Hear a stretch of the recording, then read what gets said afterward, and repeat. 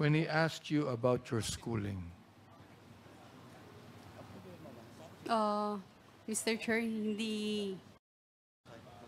Why do you refuse to answer Congressman Pimentel when he asked you about your schooling? Mr. Chair, hindi. Why? Hindi po kasi ako nakapagtapos. Hindi naman nakakaya, hindi ka nakapagtapos eh.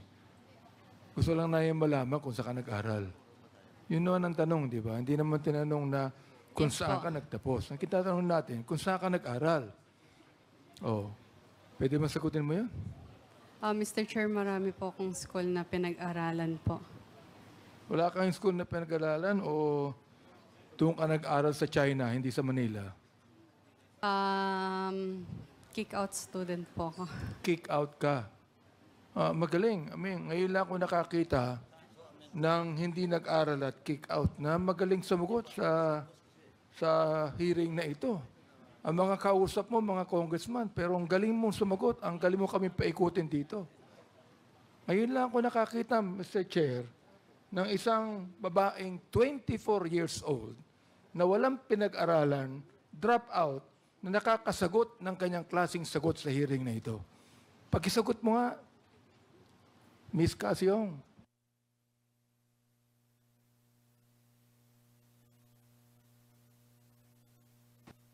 Hindi mo kaya ang sagutin? Aba, magaling ka. Sapagkat napapaikot mo kami lahat dito. Oo. O, siguro mamaya, si Congressman Romy ako magtatanong sa iyo. Pero ito, sabihin ko kaya na pa ako nakikinig Mr. Chair O, at nakikita ko na marunong ka May alam ka. Edukado ka. And you tell me now, you are refusing to answer the question of Congressman Pimentel on where you studied? Hindi naman namin tinatanong kung anong antas ng pinag-aralan mo Oo. Ang tinatanong, hindi ka ba nag-aral ng elementary? Let me ask you. Nag-aral ka ba ng elementary? Hindi. Opo.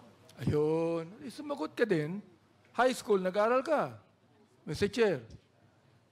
Hindi po, Mr. Chair. So, hindi ka nag-high school, elementary lang nga tapos mo.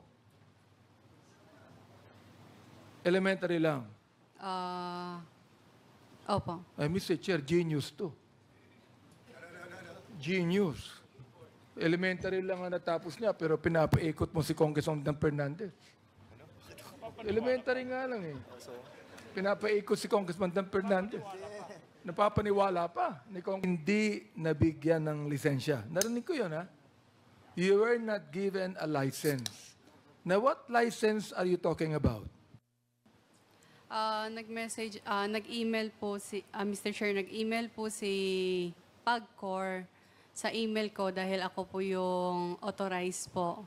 Kaya sa akin po nag-email. Ang sabi po ni PAGCOR po is hindi po sila magbibigay ng lisensya. Or, sa hindi PAGCOR. siya mag-renew. PAGCOR. Opo, Ang Mr. Chair. PAGCOR, hindi nagbibigay ng lisensya sa mga building. Nagbibigay ng lisensya sa POGO. Di ba? Opo, bali po. Kanina binabanggit mo na wala kang kinalaman sa POGO Mr. Chair, may I explain po? Kahit mag-explain ka, tatanggi mo na naman na involved ka sa POGO Hindi ba?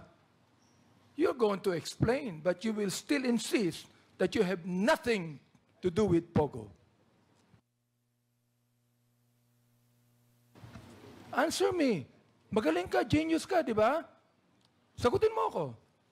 You have nothing to do with POGO, but you applied for a license in PAGCOR, and you will refuse a license. What kind of license? PAGCOR is not giving a license for apartments or buildings. They are giving licenses for POGO. What are you applying for? Yes po, Mr. Chair. What are you applying for?